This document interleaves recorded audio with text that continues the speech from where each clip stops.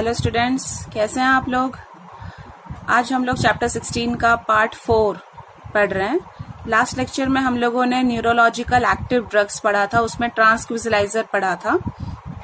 उसी का second part है, दैट इज एनाल्जेसिक। ठीक है, एनाल्जेसिक्स क्या है? एनाल्जेसिक्स का मीनिंग ये होता है बेटा कि it reduces the pain without causing impairment of consciousness, mental confusion, incoordination और पैरालिसिस और some other disturbance of nervous system. It means हमारे बॉडी में नर्वस सिस्टम से उसका कोई लेना देना नहीं है। पैरालिसिस भी हो जाए या कोई हमारे इम्पायरमेंट, हमारे बॉडी का हाथ पैर भी टूट जाए, उससे कोई लेना देना नहीं। सिर्फ ये एक एज अ पेन किलर का काम करता है। It reduces the pain. Suppose तुम्हें फ्रैक्चर हो गया है तो इट मीन्स ये नहीं है कि वापस बोन जॉइंट हो जाएगी, पर फ्रैक्चर की वजह से जो तुम्हें पेन हो रहा है वो पेन नहीं होने वाला। क्लियर? पैरालिसिस में तुम लोगों को प्रॉब्लम हो रही है तो पेन जहाँ पे हो रहा है जिस बॉडी ऑर्गन में, वो पेन नहीं होगा, पर पैरालिसिस ठीक होने का ऐसा कुछ भी लेना देना नहीं है। तो it reduces the pain, only उसका मेन काम है, it reduces the pain. Clear? अब यही एनाल्जेसिक के अंदर दो मेनली हम लोग ये पेन को कंट्रोल करने के लिए दो टाइप के ड्रग्स लेते हैं। ठीक है, आपको पहले भी बताया, ये चैप्टर में आप लोगों को ड्रग्स के नेम याद रखने हैं। एनाल्जेसिक की दो मेन कैटेगरी है, non narcotic and narcotic.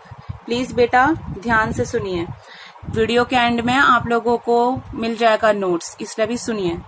Non narcotic के अंदर आता है that is aspirin and paracetamol. सुना होगा आप लोगों ने। ठीक है, ये भी क्या है, एक पेन किलर के अंदर है। और नार्कोटिक के अंदर आता है मॉर्फिन। मॉर्फिन का मीनिंग होता है गांजा। ठीक है, अब है ये नॉन नार्कोटिक के अंदर जो एस्पिरिन एंड पैरासिटामोल है। एस्पिरिन का मेन फंक्शन क्या है? ये हमारे बॉडी में से, ये एस्पिरिन हमारे बॉडी में से एक केमिकल को रिलीज होने नहीं देता है। ठीक है, वो रोक देता है एक केमिकल को, और ये केमिकल का नाम है प्रोस्टाग्लैंडिन। बेटा ध्यान से समझना, एस्पिरिन हमारे बॉडी में से एक केमिकल को release, inhibit the secretion of synthesis of this chemical that is prostaglandin. This prostaglandin stimulate inflammation in the tissue and cause pain. ठीक है, फ्रैक्चर हो गया, पेन हो रहा है, तो पेन के टाइम पे ये प्रोस्टाग्लैंडिन क्या हो रहा है, रिलीज हो रहा है। तो एस्पिरिन लूंगी तो प्रोस्टाग्लैंडिन रिलीज होना बंद हो जाएगा। क्लियर? क्योंकि जब देखो तो हम लोग ये प्रोस्टाग्लैंडिन क्या है, इट स्टिमुलेट, यानी कि ये जब हमें पेन होता है तो ये जलन करवाता है, इन्फ्लामेशन करवाता है जहां पे लगी है टिश्यू पे, और वो क्या करवा रहा है, पेन करवा रहा है ये प्रोस्टाग्लैंडिन। पर मैं ये ले लूंगी तो ये अपना सिक्रीशन सिंथेसिस बंद कर देगा। क्लियर? जो ड्रग्स होते हैं, जो हमारे ऐसे ड्रग्स भी है, ये जो दो ड्रग्स है एस्पिरिन एंड द पैरासिटामोल, वो हमारे स्केलेटल पेन, तुम लोगों को हाथ में कोई दुखाव आ रहा है, कुछ भी है, पैर में है, तो वो स्केलेटल पेन को भी क्या कर रहा है, कंट्रोल में करता है। लाइक जो एजेड वुमेन होती है उन लोगों में होता है दैट इज आर्थराइटिस, जोड़ों में दर्द। ठीक है, पैर जो एजेड वुमेन होती है वो चल नहीं पाती तो उनको बोला जाता है आर्थराइटिस। बेटा कोई भी वर्ड के पीछे TIS होता है, उसका मीनिंग होता है इन्फ्लामेशन। तो आर्थराइटिस यानी आर्टरीज रिलेटेड कुछ बोल रहे हैं वो लोग। ओके, तो स्केलेटल पेन में भी हम लोग ये लेते हैं। तुम लोगों को फीवर हो रहा है, बहुत हेडेक हो रहा है, उस टाइम पे भी लेते हैं। और फीवर को कम करने के लिए इट रिड्यूसेस द फीवर, तो उसको हम लोग वर्ड यूज करते हैं, देखो एंटी मीन स्टॉप और पायरेटिक। तो ये aspirin and paracetamol is act as an antipyretic which prevent the platelet coagulation. Okay, तो ये क्या करता है, ब्लड क्लॉटिंग में भी काम करता है। ब्लड क्लॉटिंग पता है ना आप लोगों को, जो खून बहता है उसे रोकने में भी काम करता है। ओके, तो ये ब्लड क्लॉटिंग में काम करता है। जनरली हार्ट अटैक्स में भी हम लोग उसको लेते हैं, that is the aspirin and the paracetamol. Next है दैट इज मॉर्फिन। मॉर्फिन हम लोग एक मेडिसिनल डोजेज में लेते हैं, ज्यादा नहीं ले सकते, नहीं तो वो क्या हो जाएगा, आप लोगों को पता है कि ज्यादा डोज में लेंगे तो नर्वस पूरा सिस्टम हमारा बिगड़ सकता है। तो मेडिसिनल डोजेज में लेते हैं जिससे पेन रिलीव हो सकता है, कंट्रोल हो जाता है और हमें क्या हो सकता है, नींद आ जाती है। ओके, मेडिसिनल डोजेज में उसको एडमिनिस्ट्रेशन करा जाता है which relieve the pain and produces the sleep. Okay, now in poisonous doses यानी कि बहुत ज्यादा हम लोगों ने ले रखा है तो उस टाइम पे क्या होगा, नशा चढ़ेगा, इट प्रोड्यूसेस स्टूफर, ठीक है, कोमा में चले जाओगे, चक्कर आना शुरू होगा तुम लोगों को, कन्वल्शंस होते हैं और कभी कभी तो डेथ भी हो जाता है। ठीक है, जब हम लोग हाइयर डोसेज में ले रहे, पॉइजनस डोजेज में ले रहे हैं तब इसको हम लोग, बेटा ध्यान से सुनना, इसको हम लोग बोलते हैं ओपियोइड्स भी बोलते हैं, जो हम लोगों को मिलता है that is opium, opium Poppy से मिलता है।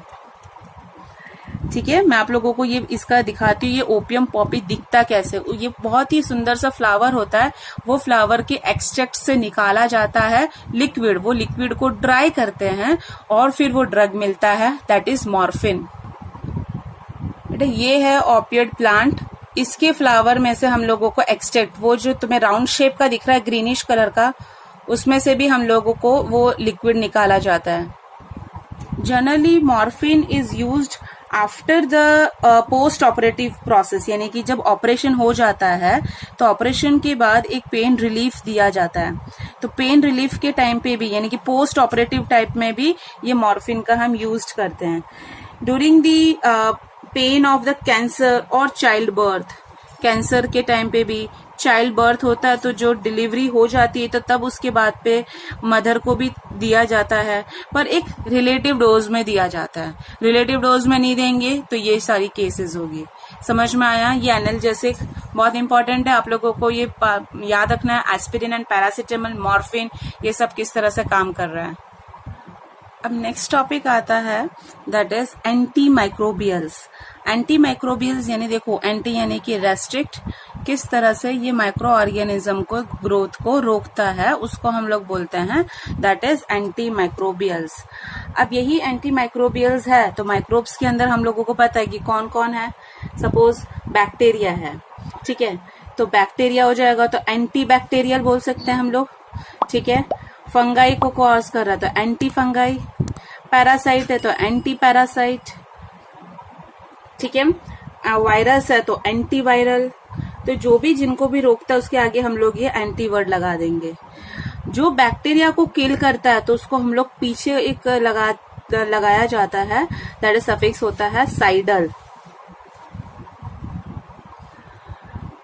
दैट इज साइडल वर्ड यूज किया जाता है। साइडल का मीनिंग होता है दैट इज किलिंग इफेक्ट। ठीक है, किलिंग इफेक्ट। हम लोगों ने बहुत सारी चीजें पढ़ी, ठीक है, जैसे कोई वर्ड के पीछे एज आता है तो वो किसके लिए होगा, एंजाइम के बारे में बात कर रहा है। कोई वर्ड के पीछे आता है दैट इज ITIS तो इन्फ्लामेशन के लिए बात कर रहा है। कोई वर्ड के पीछे साइडल है तो किलिंग के वर्ड, तो बैक्टीरियासाइडल, फंगीसाइडल, पैरासाइडल, वायरसाइडल, तो ये सब क्या हो जाता है, किलिंग इफेक्ट दिया जाता है। एंटी माइक्रोबियल्स के अंदर वैसे ही इसके 3 मेजर कैटेगरीज है तो आप लोगों को याद रखना है। ठीक है, फर्स्ट आता है दैट इज एंटीबायोटिक्स, सेकेंड है that is antiseptics, and third one is disinfectant, disinfectants. Clear? अब हम लोग फर्स्ट पढ़ते हैं एंटीबायोटिक्स। एंटीबायोटिक्स क्या है? आप लोगों ने ये वर्ड सुना होगा, ठीक है। सपोज मेडिसिन और एंटीबायोटिक्स में क्या है, मेडिसिन हमेशा लोअर डोसेज में होता है, एंटीबायोटिक हायर डोसेज में होता है। ओके, अब कोई भी हम लोगों को ट्रीटमेंट करना है, कोई इन्फेक्शन से ट्रीटमेंट करना है, जो ह्यूमन की लोअर टॉक्सिसिटी और एनिमल्स की लोअर टॉक्सिसिटी में देते हैं उसको हम लोग बोलते हैं antibiotics. Okay, antibiotics to treat infections because of their low toxicity for humans and the animals. It is the chemical substance produced by, ये एंटीबायोटिक कौन रिलीज करता है? It is produced by the micro organism, वो micro organism ही produce करता है, which inhibit दी, किसको रोकता है? विच इनहिबिट दी ग्रोथ और destroy the other micro organism. ठीक है, ये बनता किससे है? माइक्रो ऑर्गेनिज्म से ही बनता है, और वो रोकता क्या है? दूसरे माइक्रो ऑर्गेनिज्म के ग्रोथ को रोकता है। ठीक है, तो इन शॉर्ट एंटीबायोटिक को हम लोग बोल सकते हैं, this is the substance produced Holi और पार्शियली केमिकल सिंथेसिस विच इन लो कॉन्सेंट्रेशन, जिसका कॉन्सेंट्रेशन कम है, जो इनहिबिट करता है ग्रोथ और destroy micro organism by intervening in their metabolic process, किसका? माइक्रो ऑर्गेनिज्म के मेटाबॉलिक प्रोसेस को रोकता है। अब एक साइंटिस्ट आता है, ठीक है, वो एक बैक्टीरियोलॉजिस्ट था, बैक्टीरियोलॉजिस्ट यानी बैक्टीरिया की पढ़ाई करता होगा, तो जर्मन का साइंटिस्ट था, उस साइंटिस्ट का नाम था दैट इज पॉल एलरिच। क्लियर? उसने एक ऐसा इन्वेस्टिगेशन किया जो आर्सेनिक कंपाउंड आप लोगों ने सुना है, वो उससे बना हुआ एक सब्सटेंस है, टॉक्सिक सब्सटेंस है, जो ट्रीटमेंट करता है एक बहुत ही खतरनाक डिजीज को। बेटा ये डिजीज का नाम है सिफिलिस, आप लोगों ने नाम भी सुना होगा।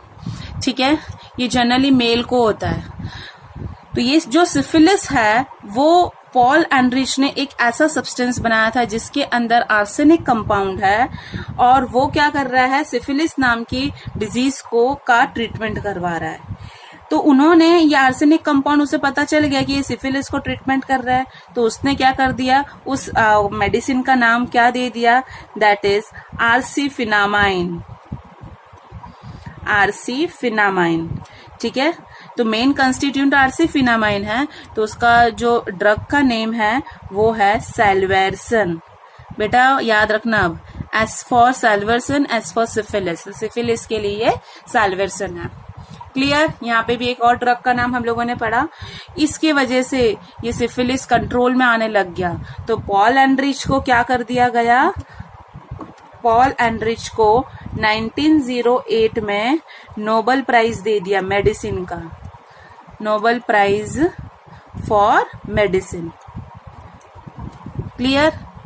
समझ में आया? तो सैल्वर्सन क्या है? एक टॉक्सिक ह्यूमन बींग्स के लिए है, जो बैक्टीरिया का इफेक्ट को लोअर करा जाता है, which causes syphilis is much greater than in human beings, तो उसे कंट्रोल करता है ये सिफिलिस। ठीक है, अब एलरिच ने एक और बोला कि चलो मैं एजोडाई पे भी काम करता हूं, तो उसने किस में काम करना शुरू कर दिया? दूसरा एजोडाइज में। ठीक है, सैल्वर्सन and azo dye, azo dye and salvarsan both are similar in structure, both are similar in structure। Difference क्या है? ठीक है, अब ये सैल्वर्सन के अंदर कौन है? आर्सेनिक कंपाउंड होगा, हमने आर्सेनिफिनाइन बोला, तो सैल्वर्सन के अंदर क्या है? आर्सेनिक बॉन्ड है, लिंकेज है बिकॉज ऑफ आर्सेनाफिमान। ठीक है, एंड यहाँ पे क्या है? ये जो एजोडाइज है वहां पे क्या है? ये एन ग्रुप का लिंकेज प्रेजेंट है एजोडाई में। It means that this sense as a same, okay, in the place of nitrogen this is the arsenic, and in the place of arsenic that is the nitrogen, बस इतना ही फर्क है। He also noted tissues getting coloured by the dyes, यानी that जो tissue है वो die की वजह से कलर ले रहा है। तो जो एलरिच था उसने क्या करा? जो कंपाउंड, यानी कि जो उसने ऐसा सर्च किया, ऐसा कंपाउंड जो किसके जैसा दिख रहा हो? जो एजोडाई के स्ट्रक्चर जैसा दिख रहा हो, एजोडाई के स्ट्रक्चर जैसा दिख रहा हो, और वो क्या, और दूसरा जो इजीली बाइंड कर सके, दैट इज द बैक्टीरिया के साथ। ऐसा ये एलरिच ढूंढ रहा था, ऐसे कंपाउंड को। तो उसने 1932 में वो सक्सीड हो गया, और उसने क्या करा? एक एंटी बैक्टीरियल एजेंट ढूंढ लिया, एंटी बैक्टीरियल एजेंट ढूंढ लिया, और वही एंटी बैक्टीरियल एजेंट का नाम उसने बोला दैट इज प्रोंटोसिल।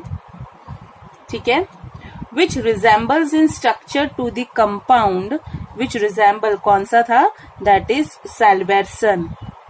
सेल्वर्सन हम लोगों ने आगे पढ़ा जो सिफिलिस के लिए है, तो उसने क्या कर दिया, प्रोंटोसिल नाम का एंटी बैक्टीरियल एजेंट भी ढूंढ लिया. So it was discovered that in the body prontosil is converted to a compound. This is converted to the compound that is sulfanilamide, which is the real active compound. Okay, and this best effective is the sulfapyridine. Main इसका main जो हम component है सल्फापायरिडिन. वैसे ही ये कौन कर रहा था, पॉल एंड्रिच. अब एक और न्यू साइंटिस्ट आ रहा है, ठीक है, वो साइंटिस्ट है अलेक्जेंडर फ्लेमिंग. Alexander Fleming. अब 1932 में तो ये करके इसने सक्सेस कर दिया. प्रोंटोसिल ये सल्वर्सन के साथ मिक्स्ड है. प्रोंटोसिल बॉडी के अंदर जाता है तो उसके अंदर मेन कंस्टिट्यूएंट ये हमें देखने को मिला. अब अलेक्जेंडर फ्लेमिंग ने क्या करा था, कब 1929 में एक एंटी बैक्टीरियल थेरेपी उसने बनाई.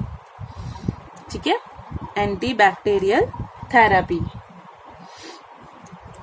उसमें इस एंटी बैक्टीरियल थेरेपी में उसने क्या ढूंढा, that is the penicillin fungus. उसने काम किस में करा, पेनिसिलिन फंगस में काम किया और पेनिसिलिन नाम का एंटीबायोटिक उसने रिलीज कर दिया इस फंगस के थ्रू. समझ में आया. तो ये हम लोगों ने क्या पढ़ा था, किसका, एंटी माइक्रोबियल्स के अंदर एंटीबायोटिक्स का. ठीक है, अब यही एंटीबायोटिक्स बहुत सारे अलग अलग इफेक्ट्स भी देते हैं जो हम नेक्स्ट लेक्चर में पढ़ेंगे. इसके रिलेटेड मैं क्वेश्चंस दे देती हूँ बेटे.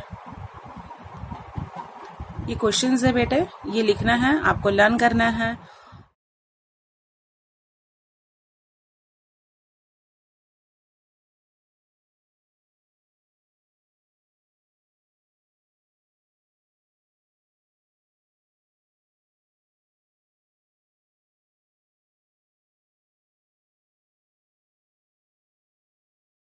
और आज का लेक्चर मैं कंप्लीट करती हूँ. Thank you so much students.